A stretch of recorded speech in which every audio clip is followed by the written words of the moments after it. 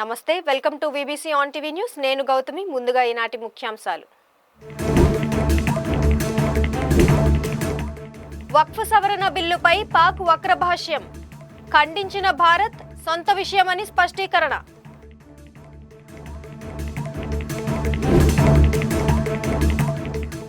మండలిలో నూతన సభ్యుల ప్రమాణ స్వీకారం. ఎమ్మెల్సీలుగా శ్రీనివాసులు నాయుడు, రవిచంద్ర ప్రమాణం.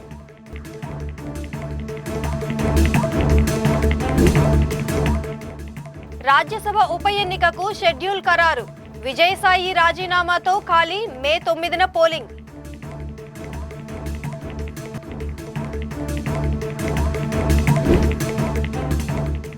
సింహాచల క్షేత్రంలో మంత్రుల సమావేశం. ఈ నెల 30న జరిగే చందనోత్సవ నిర్వహణపై సమీక్ష.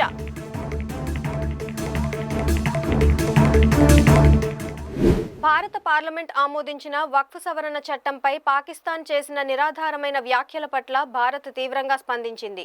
ఈ మేరకు పాకిస్తాన్ వ్యాఖ్యలను తిరస్కరిస్తున్నట్టు స్పష్టం చేసింది. వక్ఫ్ సవరణ బిల్లుపై పాకిస్తాన్ చేసిన వ్యాఖ్యలకు సంబంధించి మీడియా ప్రశ్నలకు విదేశీ వ్యవహారాల మంత్రిత్వ శాఖ ప్రతినిధి రణధీర్ జైస్వాల్ సమాధానమిస్తూ, భారతదేశ అంతర్గత విషయాలపై వ్యాఖ్యానించడానికి పాకిస్తాన్కి ఎటువంటి హక్కు లేదని ఉద్ఘాటించారు. మైనారిటీల హక్కులను పరిరక్షించే విషయంలో పాకిస్తాన్ ఇతరులకు బోధించే బదులు తన సొంత రికార్డులను పరిశీలించడం మంచిదని ఎద్దేవా చేశారు. కొత్తగా ఎన్నికైన శాసన మండలి సభ్యులు ఈరోజు ప్రమాణ స్వీకారం చేశారు.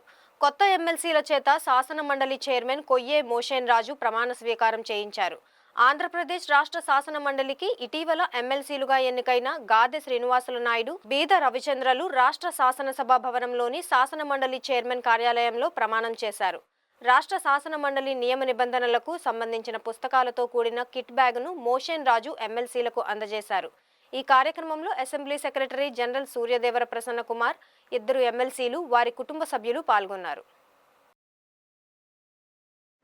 ఆంధ్రప్రదేశ్లో ఖాళీగా ఉన్న ఒక రాజ్యసభ స్థానానికి ఉప ఎన్నిక నిర్వహించేందుకు కేంద్ర ఎన్నికల సంఘం షెడ్యూల్ను అధికారికంగా ప్రకటించింది. వైసీపీ తరపున రాజ్యసభ సభ్యుడిగా ఉన్న విజయసాయిరెడ్డి తన పదవికి రాజీనామా చేయడంతో ఈ స్థానం ఖాళీ అయిన విషయం తెలిసిందే. ఈ స్థానాన్ని భర్తీ చేసేందుకు ఎన్నికల సంఘం ప్రక్రియను ప్రారంభించింది. ఎన్నికల సంఘం విడుదల చేసిన షెడ్యూల్ ప్రకారం ఉప ఎన్నికకు సంబంధించిన నోటిఫికేషన్ త్వరలో వెలువడనుంది. అభ్యర్థులు తమ నామినేషన్లను ఈ నెల 29వ తేదీ వరకు దాఖలు చేయవచ్చని ఎన్నికల సంఘం స్పష్టం చేసింది. దాఖలైన నామినేషన్లను ఏప్రిల్ 30వ తేదీన అధికారులు పరిశీలిస్తారు. అభ్యర్థులు తమ నామినేషన్లను ఉపసంహరించుకోవడానికి మే 2వ తేదీ వరకు గడువు విధించారు. అనంతరం మే 9వ తేదీన పోలింగ్ నిర్వహించనున్నట్లు కేంద్ర ఎన్నికల సంఘం తెలిపింది. పోలింగ్ ప్రక్రియ ముగిసిన వెంటనే అదే రోజు సాయంత్రం 5 గంటల నుంచి ఓట్ల లెక్కింపు కార్యక్రమాన్ని చేపట్టి ఫలితాన్ని వెల్లడిస్తారు.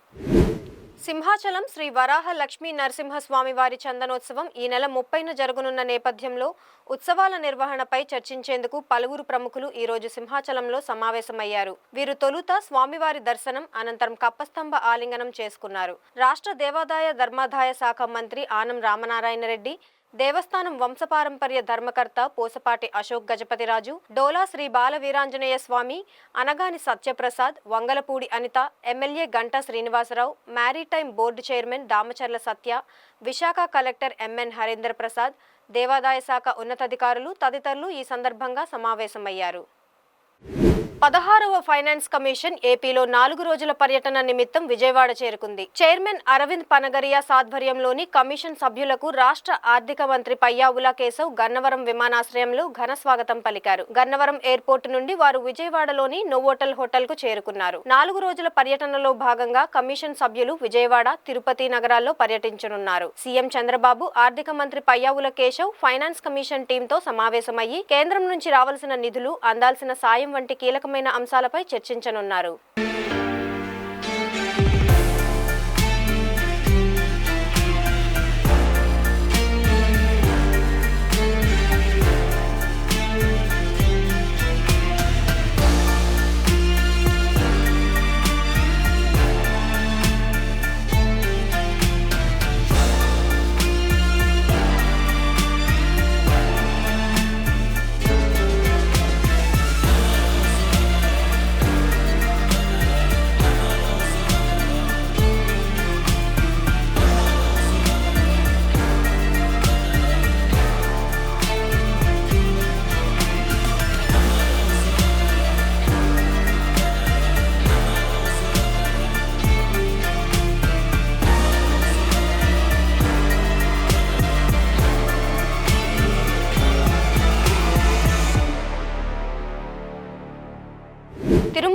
శ్రీవారి ఆలయంలో పరిసర ప్రాంతంలో డ్రోన్ కెమెరా కలకలం రేపింది. మహారాష్ట్రకు చెందిన ఓ వ్యక్తి శ్రీవారి ఆలయం సమీపంలో సుమారు 10 నిమిషాల పాటు డ్రోన్ కెమెరా వినియోగించడంతో భద్రతా సిబ్బంది అప్రమత్తమయ్యారు. పోలీసులు వెంటనే స్పందించి ఆ వ్యక్తిని అదుపులోకి తీసుకున్నారు.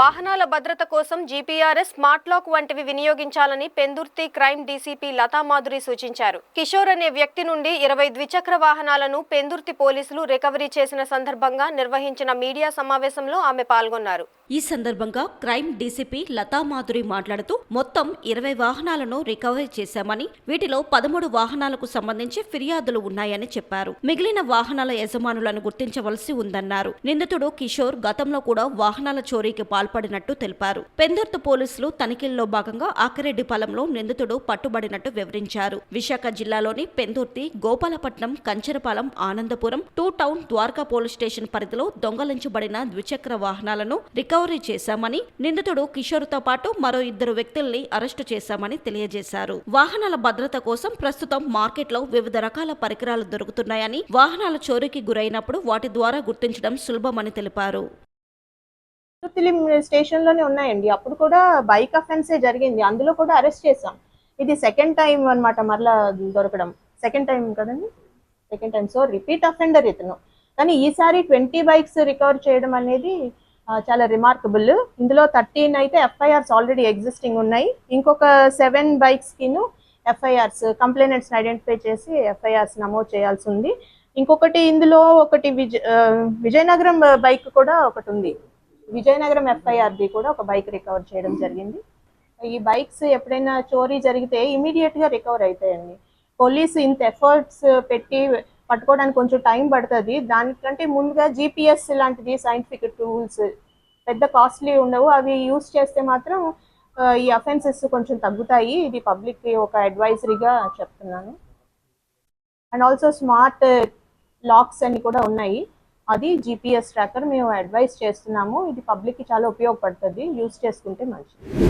శ్రీ కరకచెట్టు పోలమాంబ అమ్మవారి అణుపు ఉత్సవం ఘనంగా జరిగింది. ఈ ఉత్సవానికి భక్తులు పెద్ద ఎత్తున తరలివచ్చారు. భక్తుల సౌకర్యార్థం విస్తృత ఏర్పాట్లు చేసినట్లు ఆలయ ఈవో కె గాయత్రి తెలిపారు.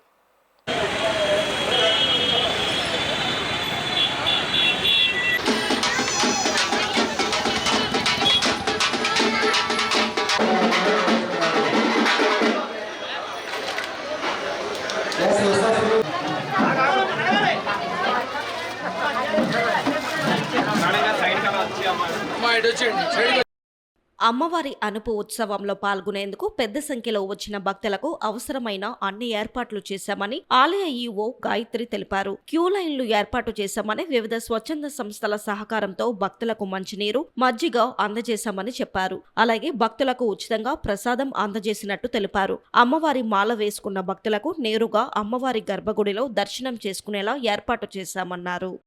అందరికీ నమస్కారం అండి. నా పేరు కె గాయత్రి. నేను శ్రీ కరకచెట్టు పోలమాంబ అమ్మవారి దేవస్థానంలో కార్యనిర్వహణాధికారిగా పనిచేస్తున్నాను. ఈరోజు 15/4/2025 తేదీన అనుపు మహోత్సవం జరుగుతుంది. ఈ సంవత్సరం అమ్మవారి జాతర మహోత్సవంలో భాగంగా అనుపు రోజున ఈ దేవాలయానికి లక్షలాదిగా భక్తులు తరలి వచ్చారు. ఆ భక్తులకు ఎటువంటి అసౌకర్యాలు కలగకుండా మన దేవాదాయ ధర్మాదాయ శాఖ తరపున క్యూ లైన్లు ఏర్పాటు చేయడం జరిగింది. మరియు వారికి ఉచితంగా మంచినీటి సరఫరా మరియు మజ్జిగ సరఫరా కూడా వివిధ సంస్థల వారితో మనం కోఆర్డినేట్ చేసుకుని వాళ్ళకి అందరికీ పంచడం కూడా జరిగింది. ఉచిత ప్రసాద పంపిణీ కూడా చేయడం జరిగింది. 500 లైను, 100 లైను, 50 రూపాయల లైను అని 4 రకాల ప్రత్యేక లైన్లు పెట్టడం ద్వారా వారికి ఎటువంటి అసౌకర్యం కలగకుండా త్వరితగతిన అమ్మవారి దర్శన భాగ్యం కలిగే విధంగా చేశాము. మరియు పోలమాంబ అమ్మవారి మాల ధారణ చేసుకున్న వాళ్ళకి ప్రత్యేకంగా అమ్మవారి గర్భగుడి దర్శనం కూడా మనం కల్పించడం జరిగిందండి. మధ్యవారికి జాలర్ వారికి గ్రామ సేవకులు కూడా మనం ప్రత్యేకంగా అమ్మవారి దర్శనం కల్పించడం జరిగింది. ఈ సంవత్సరం పండుగలో ప్రత్యేకంగా లెండి కాలేజ్ వాళ్ళ సహాయంతో మనం ఒక బస్సును కూడా ఏర్పాటు చేయడం జరిగింది, ఉచిత బస్సుని. దాని ద్వారా MVP నుంచి పెద్ద జాలర్పేట మీదుగా మన అమ్మవారి ఆలయానికి భక్తుల్ని తీసుకుని వెళ్లే విధంగా ఒక బస్సును కూడా మనం ఏర్పాటు చేశాము. మరియు పోలీసు వారి సహకారంతో, మెడికల్ వాళ్ళ సహకారంతో, గ్రామ పెద్దలు మరియు ఉత్సవ కమిటీ వాళ్ళ సహకారంతో ఈ సంవత్సరం పండుగ అనుపు మహోత్సవం అయితే బాగా జరిగింది. రేపు దుమ్ముల పండుగ అనేది గ్రామంలో జరుగుతుందండి. 22వ తారీఖున మారువారం అనేది మళ్ళీ మనకి అత్యంత వైభవంగా ఈ ఆలయంలో జరుగుతుంది. ఆ రోజు కూడా సుమారుగా 30 నుంచి 40 వేల మంది భక్తులు వచ్చే అవకాశం ఉంది. ఆ తర్వాత వచ్చే శనివారం రోజున 26వ తేదీన మహాన్నదానం ఒక 5,000 మంది భక్తుల వరకు మనం చేయడం జరుగుతుంది. తర్వాత 3వ మంగళవారం 4వ మంగళవారంతో మన ఈ కార్యక్రమం అనేది ముగుస్తుంది. ఆలయ ప్రధాన అర్చకుడు పెద్దింటి శ్రీనివాస చక్రవర్తి ఆచార్యులు మాట్లాడుతూ అమ్మవారి ఆలయంలో ప్రతి సంవత్సరం ఉగాది తరువాత వచ్చే ఆదివారం రోజున వార్షిక ఉత్సవాలు మొదలవుతాయన్నారు. వార్షిక ఉత్సవాల్లో భాగంగా ప్రతిరోజు ప్రత్యేక పూజలు, సాంస్కృతిక కార్యక్రమాలు నిర్వహిస్తూ ఉంటామని తెలిపారు. ఉత్సవాల్లో భాగంగా సుమారు 10,000 మందికి మహా అన్నదానం నిర్వహిస్తామని వివరించారు. పోలమాంబ అనే పేరు ఎలాగొచ్చిందంటే ఈమె యాక్చువల్గా గ్రామ దేవతలు పొలిమేరుని పరిపాలించేవాళ్ళు. పొలిమేరు కాబట్టి ఆమె పోలమాంబ అయింది. అంటే ఎలాగంటే పూర్వం జాలర్లు బర్మా దేశం వేటకని వెళ్ళి వాళ్ళు అప్పట్లో పోర్చుగీస్ వారు వ్యాపారాలు చేసే రోజుల్లో దేవతలు మనుషులకి తిరుగుతుండేవారు.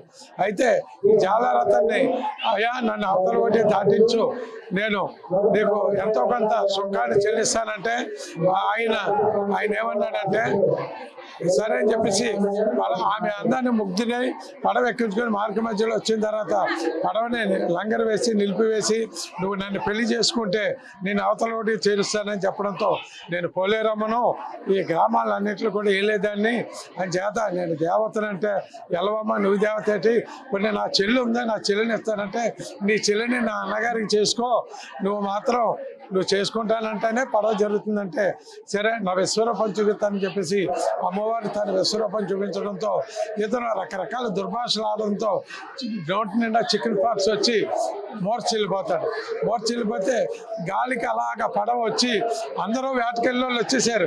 3 రోజులు అయింది, ఈయన రాలేదు. అందరూ నది ఒడ్డుని యొక్క సముద్ర ఒడ్డుని ఎదురు చూస్తుంటే గాలికి అలాగా పడవ రాగాలంటే గబగబా వెళ్ళి అందులోని యాడ మనిషి ఉండడం చూసి అమ్మవారు ఈవిడే ఏదో చేసి ఉంటుంది అని చెప్పేసి ఏం చేశామని రకరకాలు మాట్లాడితే ఇలా జరిగింది, నేను అమ్మవారిని చెప్పిన వెళ్ళలేదంటే ఎలవమ్మ నువ్వు అమ్మవారు ఏంటంటే సరే నా సత్యాన్ని చూపిస్తాను నమ్ముతారు కదా అని పక్కన ఉన్న జీడిమాడు చెట్టుకాయ పండు తీసి అతని నోట్లో పిండగానే ఆ చికెన్ బాక్స్ మామి అయిపోయి కళ్ళు తెరిచి ఆమె పాదాల మీద పడి క్షమించమని చెప్పి చదవడం. నేను అప్పటి నుంచి కూడా ఈ ఉత్సవాల్లో అమ్మవారికి జీడిపళ్ళు అంటే ఇష్టం కాబట్టి రాజగోపురం మీద జీడిపళ్ళు విసురుతుంటారు. అయితే ఈ యొక్క నెలల కార్యక్రమం మారువారం, అలాగే 3వ వారం, అలాగే 26వ తారీఖుని ఈ ఉత్సవాల మహాన్నదానం కూడా 10,000 మందికి మహాన్నదానం జరుగుతుంది. ఇక్కడి నుంచి మేము గణపతి నవరాత్రులు ఇదే కాకుండా అలాగే దసరా మహోత్సవాలు, అలాగే సంక్రాంతి పరస అంటారు, అంటే ముక్కను అన్నాడు. పరస అంటే ఏంటంటే రావణుడు వారంతటి వాడు పోలేరమ్మని రావణాసురుడి మీదకి యుద్ధానికి వెళ్ళే ముందు ఆమెను పూజించడం వల్ల అంతటి రాముడు పూజించాడు కాబట్టి ఆ రోజున ఏం చేస్తారంటే పెదవంతి నుండి రాముని తీసుకొచ్చి బేడా చుట్టూ తిప్పి ఇక్కడ ఆయన సింహాసనం మీద కూర్చోబెడతారు. ఈ వచ్చిన భక్తులందరూ కూడా, పండగలకు వచ్చిన భక్తులందరూ కూడా ముందు రావుల వారిని దర్శనం చేసుకుని అప్పుడు అమ్మవారిని దర్శనం చేసుకుంటారు.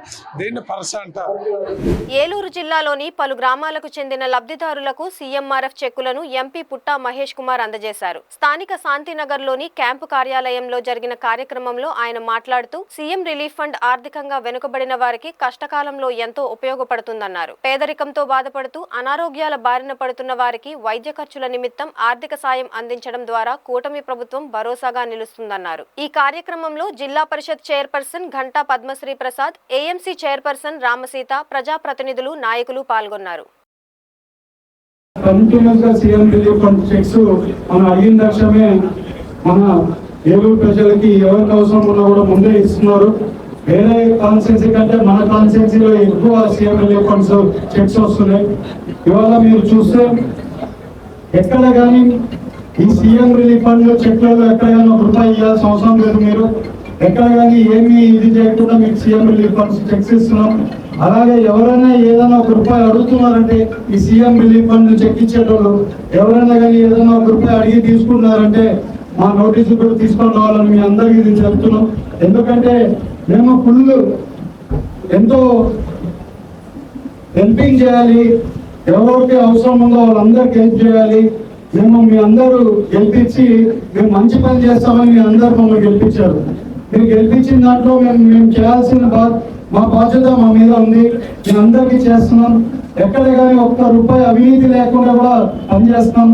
అలాగే మీరు అందరూ కూడా ఎలాంటి కంప్లైంట్ ఉన్నా కూడా మన నోటీసుకి తీసుకొని రావాలని మీ అందరికీ తెలుపుతున్నాం. ఇవాళ సీఎం రిలీఫ్ ఫండ్స్ లో ఈ 6-7 నెలల్లోనే 2 కోట్ల రూపాయలు సీఎం రిలీఫ్ ఫండ్స్ చెక్స్ ఇచ్చాం. ఎవరు ఎక్కడ ఇంత సీఎం రిలీఫ్ ఫండ్ చెక్స్ మనమే ఫస్ట్ టైం ఇంత సీఎం రిలీఫ్ ఫండ్ చెక్స్ ఇచ్చాం. ఎందుకంటే మా ఆఫీస్ లో కూడా మా ఓఎస్డీ గారైనా కానివ్వండి, మా పిఆర్ అయినా కానీ వెంటబడి మీకు అవసరం ఉందంటే ఇమీడియట్ గా వెంటబడి నన్ను ఫాలోఅప్ చేసి ఇమీడియట్ గా పనులు చేపిస్తున్నారు. అలాగే మీరు గ్రామాలలో పోయినప్పుడు మీరు అందరూ కూడా మీ గ్రామాలలో చెప్పాలి. ఎవరికైనా అవసరం ఉందంటే మీ ఎంపీ ముందు ఉంటాడని మీ అందరూ తెలియజేయండి. కంపల్సరీ మీ పనులు చేయడానికి మేము ఉన్నాం.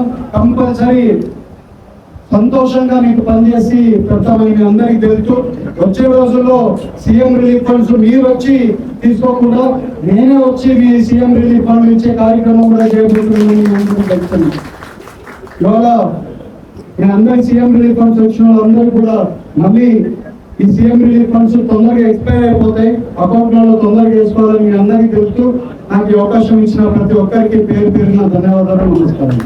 వరంగల్లో ఏప్రిల్ 27న జరగబోయే బీఆర్ఎస్ పార్టీ రజతోత్సవ భారీ బహిరంగ సభను జయప్రదం చేయమని రాజ్యసభ సభ్యుడు వద్దిరాజు రవిచంద్ర పార్టీ శ్రేణులకు పిలుపునిచ్చారు. అశ్వారావుపేట నియోజకవర్గ BRS party incharge Mecha Nageswararao అధ్యక్షతన భద్రాద్రి కొత్తగూడెం జిల్లాలో నియోజకవర్గ స్థాయి సమావేశం నిర్వహించారు. అనంతరం వద్దిరాజు రవిచంద్ర బీఆర్ఎస్ పార్టీ నాయకులతో కలిసి రజతోత్సవ భారీ బహిరంగ సభ వాల్ పోస్టర్ను ఆవిష్కరించారు. ఈ కార్యక్రమంలో రాజ్యసభ సభ్యుడు వద్దిరాజు రవిచంద్ర, జిల్లా అధ్యక్షులు రేగా కాంతారావు, దిండిగాల రాజేందర్, పార్టీ నేతలు పాల్గొన్నారు.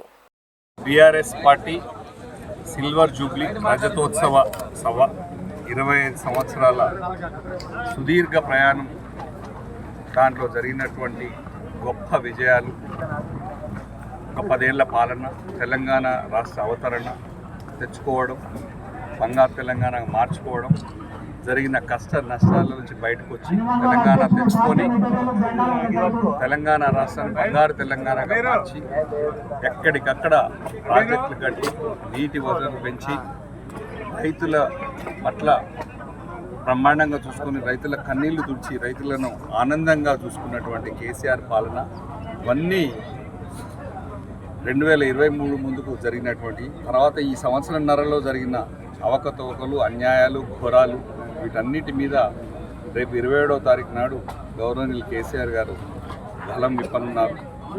ఎట్లా అయితే 25 సంవత్సరాలు పార్టీని స్థాపించి బ్రహ్మాండంగా తెలంగాణ రాష్ట్రం రాదనుకున్న తెలంగాణను తీసుకొచ్చి ప్రజలను కోరికలు తీర్చి నీళ్లు, నిధులు, నియామకాలన్నీ కూడా మనకే కావాలి, మన వనరులు మనకే కావాలి, మన సంపద మనకే ఉండాలి, మన నీళ్లు మనమే వాడుకోవాలి, మన ఉద్యోగాలు మన రాష్ట్ర పిల్లల కోసమే ఉంచుకోవాలనే సుదీర్ఘ పోరాటం చేసి 14 ఏళ్ల పోరాటం తర్వాత కేవలం ఇద్దరు ఎంపీలు ఉన్నటువంటి పార్లమెంట్లో వచ్చి తెలంగాణ బిల్లు పెట్టించి సాధించుకొని తెలంగాణ బిల్ ఈజ్ పాస్డ్ అని చెప్పగానే తెలంగాణ రాష్ట్రం పులికించిపోయే విధంగా పోరాడినటువంటి గొప్ప మహానేత కేసీఆర్ గారు.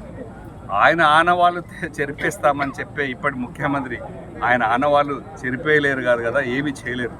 వాళ్ళ పార్టీ పని అయిపోయింది. ప్రజలంతా ధిక్కారణ ఆగ్రహంతో, తీవ్ర ఆగ్రహంతో, కోపంతో ఉన్నారు. ఇవన్నిటి పట్ల కూడా రేపు జరగబోయే 27వ తారీఖున వరంగల్లో జరగబోయే సభ ప్రజలకు కనువిప్పు కానుంది. ప్రజలందరూ కూడా తీవ్రంగా బాధపడుతున్నారు. పీకల మీద అనవసరంగా తెచ్చిపెట్టుకున్నటువంటి కాంగ్రెస్ పార్టీని ఇంకా 3 ఏళ్ళు ఎట్లా భరించాలి, 3.5 ఏళ్ళని బాధతో ఉన్నారు. ఇవన్నీ కూడా ప్రజలు రాబోయే స్థానిక ఎన్నికల్లో కానీ నెక్స్ట్ ఏ ఎలక్షన్ జరిగినా కూడా ఉమ్మడి ఖమ్మం జిల్లాలో కూడా రైతులు కానీ ప్రజలందరూ కూడా మహిళా సోదరిమణులు అందరూ కళ్యాణ లక్ష్మి లేదు, తులం బంగారం లేదు, రైతు బంధు లేదు, రైతు బీమా లేదు, రుణమాఫీ సగంలోనే ఉంది. ఇవన్నీ ఆటో కార్మికులకు ఇస్తాన్న వేతనాలు 12,000 లేవు, కౌలు రైతులకు ఇస్తానే లేవు. అనేక రకాల స్కీములు అభ్యపెట్టి అధికారంలోకి వచ్చినటువంటి పార్టీ దీన్ని ఏం చేయకుండా డైవర్షన్ పాలిటిక్స్ చేస్తున్నటువంటి పార్టీ, కేవలం తిట్లు దూషణలతోనే కాలక్షేపం చేసుకుంటూ డైవర్షన్ పాలిటిక్స్ చేస్తున్నటువంటి పార్టీ ప్రజా ధిక్కరతో ఆగ్రహంతో ఉన్నారు. దీనికి గుణపాఠం పలకడానికి ప్రజలు సిద్ధంగా ఉన్నారు. 27వ తారీఖు నాడు చలో వరంగల్ ప్రోగ్రామ్ సక్సెస్ చేయడానికి లక్షలాదిగా మంది ఈ రాష్ట్రాన్ని వస్తున్నారు వరంగల్కి. ఇది ప్రపంచమంతా చూడబోతుంది. ఇది చరిత్రలో ఒక సువర్ణ అక్షరాలతో లిఖించదగ్గ అధ్యాయం 27వ తారీఖు నాడు కాబోతుంది. ప్రజలందరూ కూడా అత్యధిక సంఖ్యలో తరలి వస్తున్నారు. అందరి కోసం అన్ని వసతులు ఏర్పాటు చేశాం. ట్రాన్స్పోర్ట్ అన్నీ చూసుకుంటున్నాం, భోజనాలతో చూసుకుని వసతులు అందరూ డిస్కస్ చేసుకొని ఇక్కడ అశ్వరాపేటలో జిల్లా అధ్యక్షులు కాంతారావు గారు, రేగా కాంతారావు గారు, మెత్స నాగేశ్వరరావు గారు కాన్స్టిట్యూన్సీ ఇన్ఛార్జ్, మాజీ శాసనసభ్యులు వీరందరం కలిసి ఈ నియోజకవర్గం మీటింగ్ పెట్టుకున్నాం. ఇక్కడి నుంచి ప్రజలంతా కూడా తరలి రావాలని కోరుకోవడం. తెలంగాణలోని భద్రాద్రి కొత్తగూడెం జిల్లా దమ్మపేట మండలం పార్కలగండి గ్రామం వద్ద అశ్వారావుపేట నియోజకవర్గ స్థాయి బీఆర్ఎస్ పార్టీ కార్యకర్తల సన్నాహక సమావేశం నిర్వహించారు. ఈ సందర్భంగా బీఆర్ఎస్ పార్టీ జిల్లా అధ్యక్షుడు రేగా కాంతారావు మాట్లాడుతూ తాము పింక్ బుక్ మెయింటైన్ చేస్తున్నామని తెలిపారు. ఈ 5 ఏళ్లు తమ కార్యకర్తలను ఇబ్బంది పెట్టిన నాయకులు, అధికారుల పేర్లు ఇందులో నోట్ చేస్తున్నామని ఆయన వివరించారు. వాళ్ళకి శంకరగిరి మాన్యాలే 100% చెప్తా ఉన్నాం. ఎవరిని వదిలిపెట్టే ప్రసక్తి లేదు. ఇప్పటికీ బ్యాలెన్స్ అయ్యారు. అయినప్పటికీ ఒక్కరిద్దరికి ఇంకేమన్నా పైచంతో కనుక మన వాళ్ళు ఇబ్బంది పెడితే వాళ్ళ కథ కూడా తేల్చే వరకు మేము వదిలిపెట్టే ప్రసక్తే లేదు. ఎవరు అధైర్యపడాల్సినటువంటి అవసరం లేదు. 100% మన గవర్నమెంటే వస్తూ ఉంది. అందుకనే పింక్ బుక్ మెయింటైన్ చేస్తూ ఉన్నాం. 100% అందులో రిజిస్టర్ చేస్తాం దొంగలందరిది కూడా. కాబట్టి మీరు ఏం అధైర్యపడాల్సినటువంటి అవసరం లేదు. మరి మన గవర్నమెంట్ ఉన్నప్పుడైతే పరిస్థితి వేరే రకంగా ఉండే, కానీ లెటర్ ప్యాడ్ కావాలంటే మేము ఖమ్మం పోవాల్సినటువంటి దౌర్భాగ్యం మాకు కూడా వచ్చింది సార్ అని చెప్పేసి అంటా ఉన్నారు. ఎంత తొందరగా మన గవర్నమెంట్ వస్తే అంత మంచిదని చెప్పేసి అధికారులు కూడా చెప్తా ఉన్నటువంటి పరిస్థితి. అందుకని మీరు ఎవ్వరు ఏం భయపడాల్సినటువంటి అవసరం లేదు. గ్రామాలల్లో ఎవరైతే మన నాయకుల్ని, మన కార్యకర్తల్ని ఇబ్బంది పెట్టేటువంటి వాళ్ళు ఎవరు ఉన్నా నాకు మెసేజ్ పెట్టండి వాళ్ళ పేర్లు.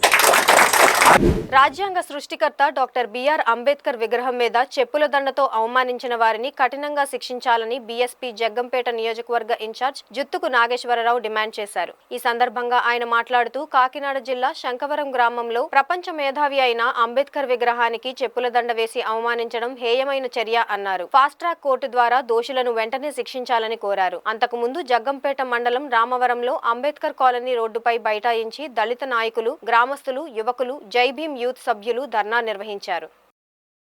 మరి నిన్నటి దినాన్న ప్రతిపాడు మండలం శంకవరం గ్రామంలో శంకవరంలో ఉన్నటువంటి డాక్టర్ బిఆర్ అంబేద్కర్ విగ్రహానికి కొంతమంది గుర్తు తెలియని వ్యక్తులు రాత్రి 12-1 గంట ప్రాంతంలో మరి ఈ యొక్క రాష్ట్రంలో ప్రతి పల్లెల్లోనూ కూడా ఈ యొక్క అంబేద్కర్ జయంతిని ఎంతో ఘనంగా జరుపుకోవడం జరిగింది.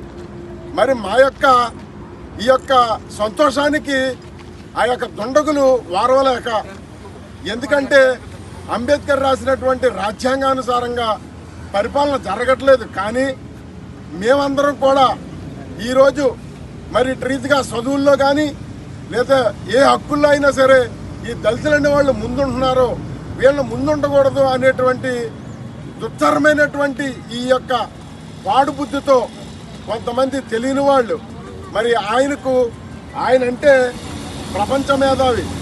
ఆయన మన దేశంలో తప్ప ఉన్న అన్ని దేశాల్లోనూ కూడా ఆయన్ని ఎంతో ఘనంగా మరి ఆయన యొక్క కార్యక్రమాలు చేయడం జరుగుతుంది. ఆయన ఒక రాసినటువంటి రాజ్యాంగానుసారంగానే ఉన్న దేశాలన్నీ కూడా ఫాలో అవుతుంటే మన దేశం మాత్రం మనుస్మృతిని బట్టి, మనువాదాన్ని బట్టి రాజ్యమేలుతూ ఉంది. ఈ యొక్క రాజ్యాంగం ఎప్పుడైతే ఈ యొక్క ఉన్నటువంటి ప్రభుత్వాలు అనుసరించట్లేదో అప్పుడే అంబేద్కర్ని అవమానించినటువంటి పనిగా ఇప్పుడు కనబడుతూ ఉంది. కాబట్టి మేము తెలియజేసేది ఏంటంటే ఈ సందర్భంగా ఎవరైతే మరి ఆయన ఏ క్యాస్ట్ వాడైనా సరే, ఒక దళిత వాడైనా, ఒక బీసీ వాడైనా, ఒక ఓసీ వాళ్ళైనా ఎవరైనా సరే ఆర్ఎస్ఎస్ వారైనా వీళ్ళు ఎవరైనా సరే ఇమీడియట్గా వాళ్ళని పట్టుకుని అది కులంతో కాకుండా ఆ యొక్క మహానుభావునికి అవమానం జరిగింది కాబట్టి అటువంటిది మళ్ళీ ఏ ఒక్క క్యాస్ట్లోనూ కూడా అటువంటిది జరగకుండా ఉండాలంటే ఆయనకి తగినటువంటి శిక్షను విధించాలని ఈ సందర్భంగా మేము తెలియజేసుకుంటూ ఉన్నాం. అంతేకాదు సోదరులారా, ఏదైనా సరే శిక్షను ఇమ్మీడియట్గా జరిపితేనే వాడికి భయం అనేది ఉంటుంది. లేదు దాన్ని కాలయాపన ఎప్పుడైతే చేసామో అప్పుడే దాన్ని మరి దొర్లించుకుంటూ పోయి ఏదో మా యొక్క కోపాన్ని చల్లారిపోతున్నా అన్నటువంటి రీతిలో ఈరోజు ప్రభుత్వాలు ఉన్నాయి. ఈ మధ్య చూస్తున్నాం మనం, ఏ ఒక్కసారైనా సరే జరిగిన విషయాన్ని కాలయాపన చేస్తూ గడుపుతున్నారే తప్ప దాన్ని ఇమీడియట్గా మరి శిక్షను విధించట్లేదు. కాబట్టి ఈ సందర్భంగా మేము కోరుకునేది ఏంటంటే ఎవరైనా సరే దుండగులను ఇమీడియట్గా పట్టుకుని వారికి తగిన శిక్ష వేసి వాళ్ళపై ఎస్సీ ఎస్టీ కేసును నమోదు చేయాలని, లేని పక్షంలో వారికి తగినటువంటి మరి రాజ్యాంగంలో ఏదైతే శిక్షలు ఉన్నాయో న్యాయశాస్త్ర ప్రకారంగా వాటన్నింటినీ కూడా వాళ్ళపై విధించాలని ఈ సందర్భంగా మేము తెలియజేసుకుంటూ ఉన్నాం.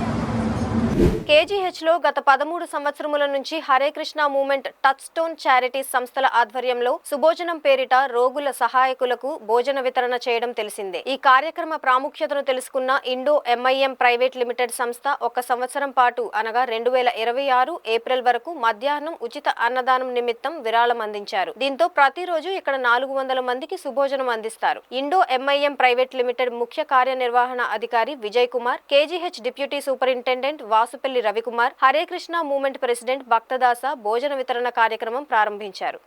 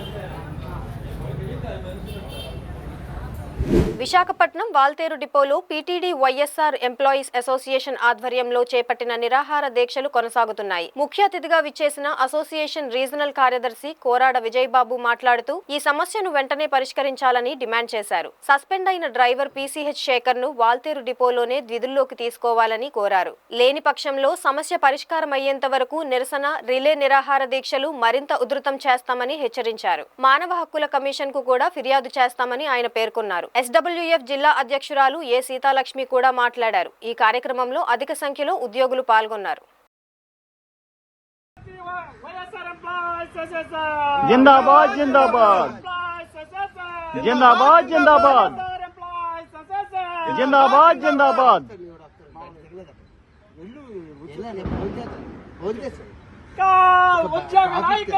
వర్ధిల్లాలి వర్ధిల్లాలి వర్ధిల్లాలి వర్ధిల్లాలి కల్పించాలి కల్పించాలి కల్పించాలి కల్పించాలి కల్పించాలి కల్పించాలి చెయ్యాలి చెయ్యాలి చెయ్యాలి చెయ్యాలి చెయ్యాలి చెయ్యాలి కల్పించాలి కల్పించాలి కల్పించాలి కల్పించాలి జస్టిస్. సోదరులారా, ఈ రోజు రెండో రోజు మరి కేవీ బాబు గారి ఆధ్వర్యంలోనూ రిలే ఫాస్ట్ లో కూర్చోవడం జరుగుతుంది. మరి సమస్య పరిష్కారం అయిన వరకు కూడా ఈ రిలే ఫాస్ట్ జరుగుతుంది. దీన్ని ఆసరాగా తీసుకోకండి. ఏదైతే రిలే ఫాస్ట్ చేస్తున్నారో వాళ్ళే కదా ఏమైపోద్ది అనుకోవడం చాలా భ్రమలో ఉన్నారు. కానీ ఇప్పటికైనా ఏదైతే హైకోర్టు వారు ఇచ్చిన ఉత్తర్వులు ఉన్నాయి దాన్ని అమలు చేస్తూ పి చంద్రశేఖర్కి ఇదే డిపోలో ఉద్యోగం కల్పించాలని కోరుకుంటూ ఈ రోజు రెండో రోజు రిలే ఫాస్ట్ కార్యక్రమం జరుగుతుంది. Thank you very much. ఇచ్చిన వాళ్ళం అవుతాము కాబట్టి అన్ని యూనియన్లు కూడా దీనికి వ్యతిరేకంగా ఏదైతే శాఖరు యొక్క స్టేని పరిగణలోకి తీసుకొని వెంటనే విధుల్లోకి తీసుకోవాల్సినటువంటి అవసరం ఉందని అన్ని యూనియన్లు కూడా డిమాండ్ చేయాల్సినటువంటి అవసరం ఉందని చెప్పేసి తెలియజేస్తా ఉన్నాము. గతంలో 2012లో ఇదే డిపోలో అనేక కేసులు స్టే వస్తే ఇచ్చారు, డ్యూటీలోకి తీసుకున్నారు.